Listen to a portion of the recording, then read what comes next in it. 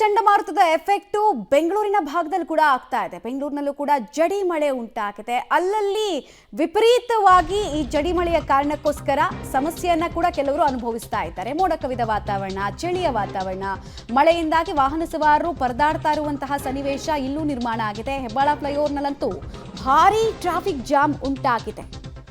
ಬೆಂಗಳೂರು ಸುತ್ತಮುತ್ತ ಇನ್ನೂ 3 ದಿನಗಳ ಕಾಲ ಮಳೆಯಾಗುವಂತಹ ಮುನ್ಸೂಚನೆಯನ್ನ ಹವಾಮಾನ ಇಲಾಖೆ ಕೊಡ್ತಾ ಇದೆ. ಕೋಲಾರ, ಚಿಕ್ಕಬಳ್ಳಾಪುರ, ಬೆಂಗಳೂರು ಗ್ರಾಮಾಂತರ ಭಾಗದಲ್ಲೂ ಕೂಡ ಮಳೆ ಆಗ್ತಾ ಇದೆ. ಬೆಂಗಳೂರಿನಲ್ಲಂತೂ ಬಿಟ್ಟು ಬಿಡದೆ ಈ ಜಡಿ ಮಳೆ ಹಿಡಿದು ಬಿಟ್ಟಿದೆ. ಸೊ ನೀವು ದೃಶ್ಯಾವಳಿಗಳಲ್ಲಿ ಗಮನಿಸ್ತಾ ಇದ್ದೀರಾ ಯಾವ ಪ್ರಮಾಣದಲ್ಲಿ ಟ್ರಾಫಿಕ್ ಜಾಮ್ ಆಗಿದೆ ಅಂತ. ಫ್ಲೈಓವರ್ ಮೇಲೂ ಕೂಡ ವಿಪರೀತವಾಗಿ ವಾಹನಗಳು, ಕೆಳಗಡೆ ಕೂಡ ಅಂಥದ್ದೇ ಪರಿಸ್ಥಿತಿ ಇದೆ. ಸೊ ಇದು ಹೆಬ್ಬಾಳ ಫ್ಲೈಓವರ್ನಲ್ಲಿ ಕಂಡು ಬಂದಂತಹ ದೃಶ್ಯ. ಪೀಕ್ ಟೈಮ್ ಆಗಿರೋದ್ರಿಂದ ಒಮ್ಮೆಲೆಗೇನೆ ಆಫೀಸಿಗೆ ಹೋಗಬೇಕು, ಏರ್ಪೋರ್ಟ್ ಕಡೆಗೆ ಹೋಗಬೇಕು ಅಂತ ಜನ ಬಯಸ್ತಾರೆ. ನೋಡಿ, ಗಂಟೆಗಟ್ಟಲೆ ಟ್ರಾಫಿಕ್ ಜಾಮ್ನಿಂದ ಬಳಲಿ ಬೆಂಡಾಗುವಂತೆ ಆಯಿತು ಇವತ್ತು ಸನ್ನಿವೇಶ. ಮೊದಲೇ ಮಂಡೇ ಬೈಕೊಂಡೇ ತುಂಬ ಜನ ಆಫೀಸಿಗೆ ಹೋಗಬೇಕು ಅಂತ ಪ್ಲಾನ್ ಮಾಡ್ಕೊಂಡಿದ್ರು. ಬಟ್ ಈ ಮಳೆಯಿಂದ ಹಲವು ಕಡೆಗಳಲ್ಲಿ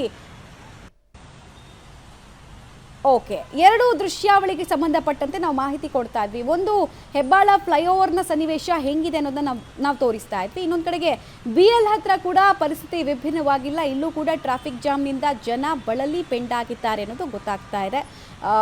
ತಮಿಳ್ನಾಡಿನಲ್ಲಿ ಬಿದ್ದ ರೀತಿ ಮಳೆ ಇಲ್ಲಿ ಬೀಳ್ತಾ ಇಲ್ಲ. ಬಟ್ ವಿಪರೀತವಾಗಿ ನಿನ್ನೆ ಮೊನ್ನೆಯಿಂದ ಜಡಿ ಮಳೆ ಹಿಡಿದಿದೆ. ವಾತಾವರಣ ವಿಪರೀತ ಕೋಲ್ಡ್ ವೆದರ್ ಇದೆ. ಹೀಗಾಗಿ ಎರಡಕ್ಕೂ ಕೋಪ್ ಅಪ್ ಮಾಡ್ಕೊಳ್ಳೋಕೆ ಜನಕ್ಕೆ ಆಗ್ತಾ ಇಲ್ಲ. ಚೆನ್ನೈನ ಚಂಡಮಾರುತದ ಎಫೆಕ್ಟ್ ಇದೀಗ ಬೆಂಗಳೂರಿಗೂ ಕೂಡ ತಟ್ಟಿದೆ. ಬೆಂಗಳೂರಲ್ಲಿ ಕೂಡ ಬೆಳಗ್ಗಿಂದಲೂ ಕೂಡ ಸಾಧಾರಣ ಮಳೆ ಆಗ್ತಾ ಇದೆ. ಸದ್ಯ ಚಾಲುಕ್ಯ ಸರ್ಕಲ್ನಲ್ಲಿದ್ದೇನೆ. ದೃಶ್ಯಗಳನ್ನು ತಾವು ಗಮನಿಸ್ತಾ ಇದ್ರಿ. ಈಗಾಗಲೇ ಈ ಒಂದು ಸಾಧಾರಣ ಮಳೆಯಲ್ಲೇ ಕೆಲಸಗಳಿಗೆ ಹೋಗೋದಕ್ಕೆ ಜನ ಅಂದರೆ ಬೇರೆ ಬೇರೆ ಭಾಗಗಳಿಗೆ ಹೋಗ್ತಾ ಇದ್ದಾರೆ. ಜೊತೆಗೆ ಒಂದಿಷ್ಟು ವಾಹನಗಳು ಟ್ರಾಫಿಕಲ್ಲಿ ಕೂಡ ಸಿಲುಕಿಕೊಂಡಿದ್ದಾವೆ.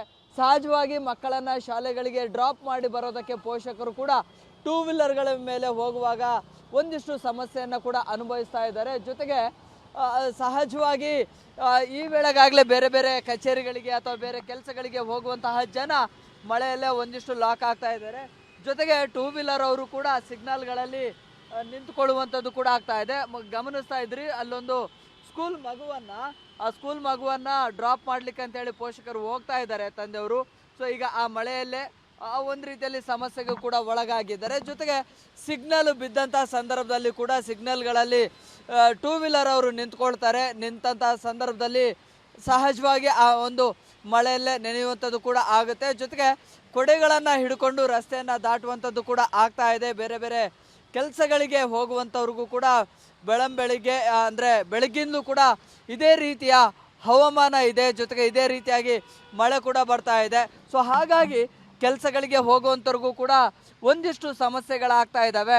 ಅಲ್ಲಲ್ಲಿ ನಗರದ ಬಹುತೇಕ ಭಾಗಗಳಲ್ಲಿ ಕೂಡ ಇಂತಹದ್ದೇ ಸನ್ನಿವೇಶಗಳಿದ್ದಾವೆ. ಜೊತೆಗೆ ಒಂದಿಷ್ಟು ಸ್ಕೂಲ್ ಬಸ್ಗಳ ಮೂಲಕವಾಗಿ ಕೂಡ ಮಕ್ಕಳನ್ನು ಶಾಲೆಗಳಿಗೆ ಡ್ರಾಪ್ ಮಾಡುವಂಥದ್ದು ಕೂಡ ಆಗುತ್ತೆ. ಜೊತೆಗೆ ಈ ಒಂದು ಮಳೆಯಲ್ಲಿ ಎಲ್ಲೂ ಕೂಡ ಟ್ರಾಫಿಕ್ ಆಗದೇ ಇರುವಂತಹ ನಿಟ್ಟಿನಲ್ಲಿ ಟ್ರಾಫಿಕ್ನ ಪೊಲೀಸರು ಕೂಡ ಆಯಾ ಸಿಗ್ನಲ್ಗಳಲ್ಲಿ ಟ್ರಾಫಿಕ್ ಆಗದೆ ಇರುವಂತಹ ನಿಟ್ಟಿನಲ್ಲಿ ಕ್ಲಿಯರೆನ್ಸನ್ನು ಮಾಡುವಂಥ ಕೆಲಸವನ್ನು ಕೂಡ ಮಾಡ್ತಾ ಇದ್ದಾರೆ. ಸದ್ಯ ಚಾಲುಕ್ಯ ಸರ್ಕಲ್ನ ಬಳಿ ಈಗ ನಿಧಾನಕ್ಕೆ ಈ ಒಂದು ಮಳೆಯಿಂದಾಗಿ ಟ್ರಾಫಿಕ್ ಕೂಡ ಉಂಟಾಗ್ತಾ ಇದೆ. ಜೊತೆಗೆ ಮಳೆಯಲ್ಲಿ ಕೆಲಸಗಳಿಗೆ ಹೋಗುವಂಥವರು ಒಂದಿಷ್ಟು ಸಮಸ್ಯೆಗಳನ್ನು ಅನುಭವಿಸ್ತಾ ಇದ್ದಾರೆ. ಬಹುಶಃ ಇದೇ ರೀತಿಯ ವಾತಾವರಣ ಇನ್ನೂ ಕೂಡ 2 ರಿಂದ 3 ದಿನಗಳ ಕಾಲ ಇರಲಿದೆ ಅಂತೇಳಿ ಭಾರತೀಯ ಹವಾಮಾನ ಇಲಾಖೆ ಕೂಡ ಮುನ್ಸೂಚನೆಯನ್ನು ಕೊಟ್ಟಿದೆ.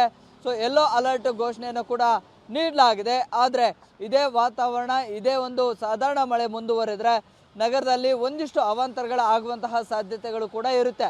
ಕ್ಯಾಮ್ರಾ ಪರ್ಸನ್ ರಾಜು ಜೊತೆ Prakash D Rampur, public TV, Bengaluru.